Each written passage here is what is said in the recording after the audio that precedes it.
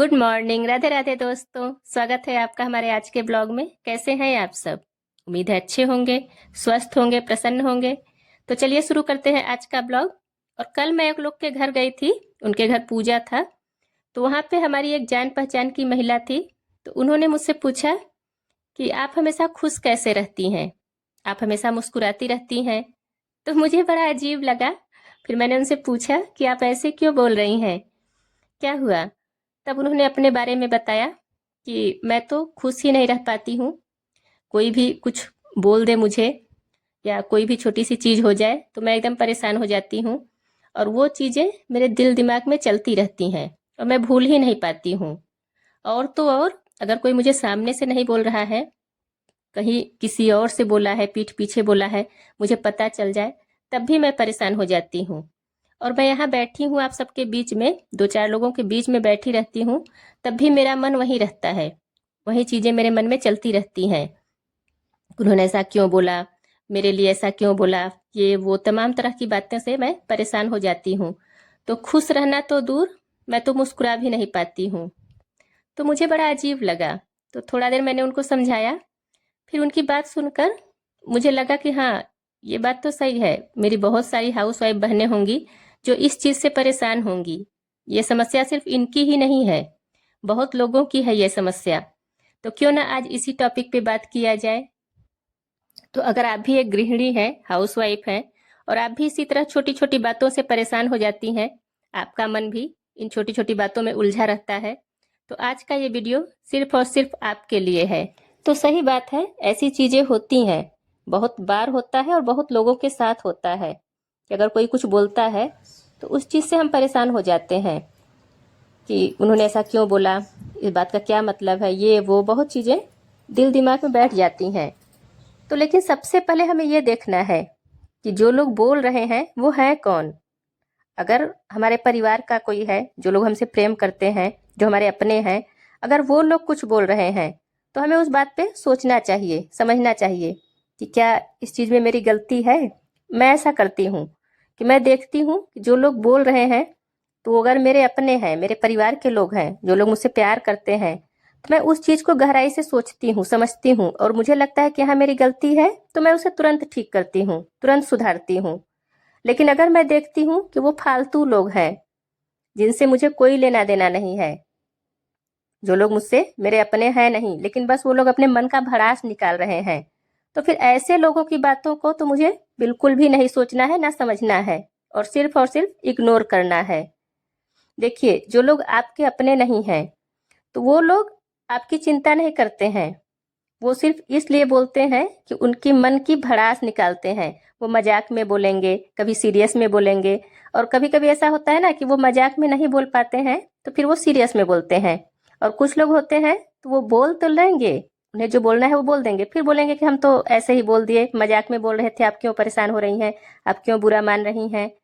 तो ऐसे लोगों की बातों को मत सुनिए, मत ध्यान दीजिए, सिर्फ इग्नोर कीजिए।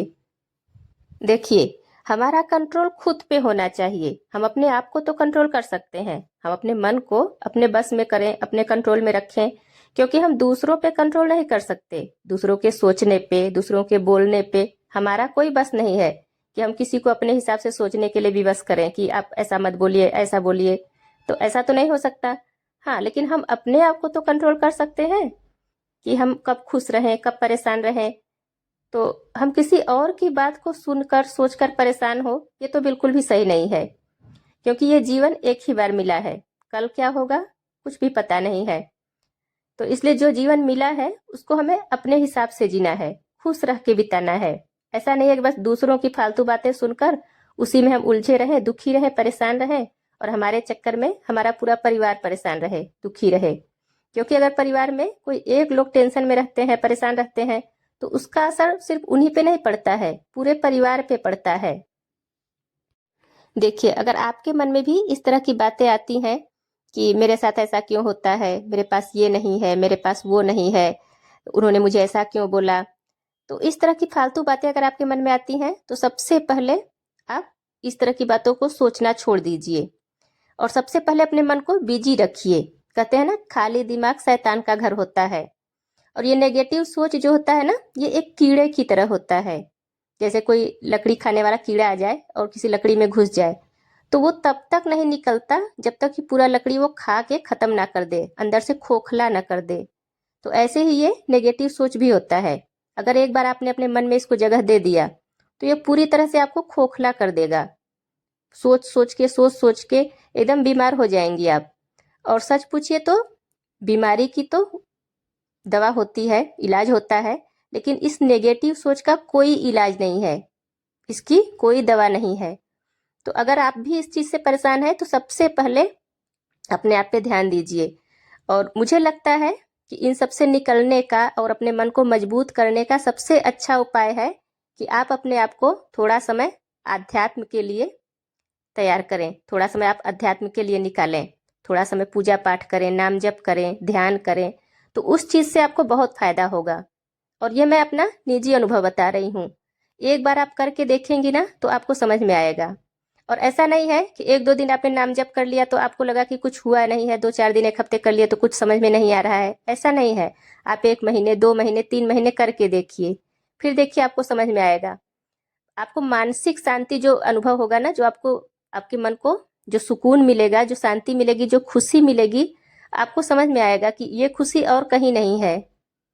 सिर्फ ये चीज आपको पूजा पाठ और नाम जप ध्यान से ही मिलेगा। और लोगों के चक्कर में तो पड़िए ही मत, कौन क्या बोलता है, कौन क्या सोचता है।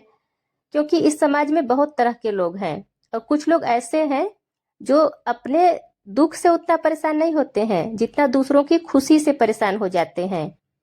बहुत लोग ऐसे होते हैं ना कि अगर कोई परिवार है, हंसता खेलता परिवार है, खुश है, तो उन्हें बड़ी तकलीफ हो जाएगी कि ये लोग इतने खुश कैसे हैं। तो वो लोग क्या करते हैं ना कि वो कहीं ना कहीं कोई ना कोई कमी ढूंढेंगे, फिर उसको 4 लोगों को जाके बताएंगे, वो तो ऐसे हैं, वो तो ऐसी हैं। तो ऐसे लोगों का काम ही यही होता है। ऐसे लोगों की बात को ना सुनना चाहिए, ना समझना चाहिए, और ना उन पे ध्यान देना चाहिए। और हाँ, नेगेटिव सोच से बचने के लिए सबसे ज्यादा जरूरी है कि नेगेटिव लोगों से दूर रहिए। जो लोग फालतू की बात करते हैं, चुगली करते हैं, इधर उधर की बातें करते हैं, ऐसे लोगों से दूर रहिए। अगर आप बहुत ज्यादा परेशान हैं, आपका मन शांत नहीं रहता है, बार बार आपके मन में फालतू बातें आती हैं, तो आप थोड़ा समय पेड़ पौधों के पास रहिए। जैसे घर में कुछ फूल पत्ती लगाइए, कुछ पेड़ पौधे घर में लगाइए, छत पे, बालकनी में, जहाँ भी जगह हो वहां लगाइए, और थोड़ा समय उनके साथ रहिए, उन्हें पानी से सींचिए, वहां बैठिए। और हो सके तो तुलसी का पौधा लगाइए। अगर आपके घर में तुलसी का पौधा नहीं है तो तुलसी का पौधा लगाइए। प्रतिदिन वहां दिया जलाइए। आधा घंटा, 20 मिनट, 1 घंटा, जितना भी समय हो, तुलसी के पौधे के पास बैठिए। कुछ दिन करके देखिए, आपको इतना अच्छा लगेगा, आपका मन इतना शांत रहने लगेगा कि करके देखिए, फिर बताइए। एक गृहिणी की सबसे पहली जिम्मेदारी होती है उसका परिवार। तो अपने परिवार को खुश रखिए, स्वस्थ रखिए, और थोड़ा समय बचे तो भजन सुनिए, प्रवचन सुनिए। फिर देखिए धीरे धीरे कैसे आपका मन मजबूत हो जाता है, और ये छोटी छोटी बातें आपको बिल्कुल भी परेशान नहीं कर पाएंगी। दुनिया से जुड़कर सिर्फ हमें चिंता मिलती है, और भगवान से जुड़कर हमें मन की शांति मिलती है। तो आज के ब्लॉग में बस इतना ही। अगर आपको वीडियो पसंद आए तो वीडियो को लाइक कीजिए, और चैनल पे पहली बार आए हैं तो चैनल को सब्सक्राइब करना ना भूलें। मिलते हैं फिर अगले ब्लॉग में। राधे राधे।